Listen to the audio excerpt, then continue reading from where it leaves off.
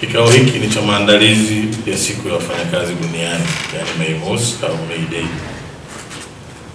Tumekuwa na vikao vya ndani vya watu wachache vya siku mbili, na leo ni kikao cha tatu chini ya uongozi wa Mheshimiwa Mkuu wa Mkoa. Tumepata furaha na amani baada ya kupata mapokezi ya Mheshimiwa Mkuu wa Mkoa, Mheshimiwa Dendegu, pamoja na katibu tawala wake. Na kiukweli baada ya kikao chetu na baada ya kuwa tumetembelea hayo maeneo, tunaamini sasa sherehe zetu zitafanyika vizuri katika mkoa wetu wa Singida.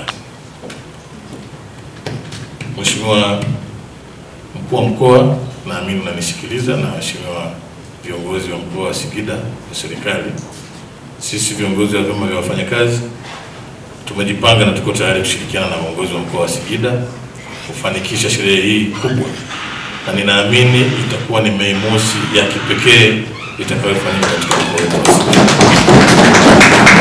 Tuko tayari muda wowote, na vikao vyote vitakavyokuwa vinapangwa tutakuwa tayari, na majuma mawili ya mwisho viongozi wa shirikisho tutaweka timu hapa kwa ajili ya kuhakikisha jambo hili linafanyika kwa ufanisi.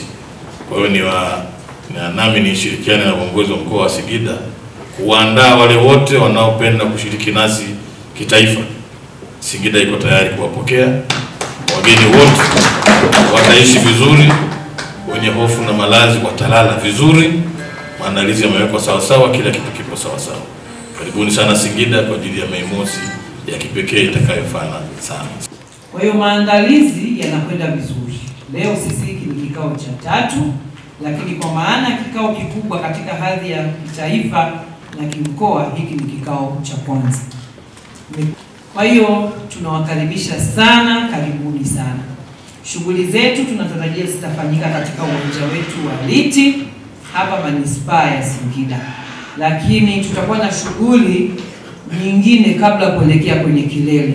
Kabla ya shughuli yenyewe tarehe 1, tutakuwa na wiki kama 2 kwa ajili ya michezo mbalimbali, mpira wa mikono, wa miguu, wa pete. Kwa hiyo michezo mbalimbali, riadha itakuwa inafanyika katika mkoa, na tunategemea tutakuwa na watu takriban 2500 wakishiriki moja kwa moja kwenye michezo hiyo. Ni waajiriwa, ni watumishi, ni viongozi wanaotoka kwenye taasisi mbalimbali, ikiwa ni taasisi za serikali na sekta binafsi. Lakini pia kusherehesha siku hizi katika mkoa wetu, tunatarajia pia kufanya utalii wa ndani. Tutakuwa na utalii wa barabarani au tunaita street tourism. Angalau wageni wetu wanapofika katika mkoa wetu wa Singida waweze kujua Singida tuna vivutio gani. Kwa hiyo sisi hii ni fursa tutaitumia, na wageni tutawapeleka katika maeneo ya vivutio kadri ambapo tutakuwa tumeratibu.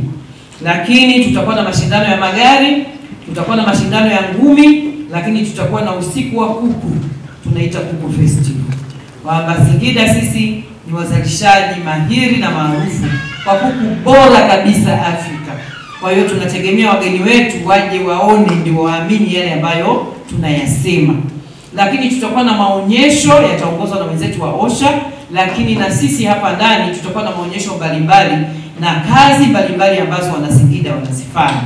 Lakini mbali na hivyo tutakuwa na burudani nyingi za ndani na zile za nje kutoka maeneo mbalimbali, kuanzia ngoma za asili, muziki wa kizazi kipya, muziki wa dansi. Kwa hiyo ili hali tu Singida tunaenda kufunga mtaa.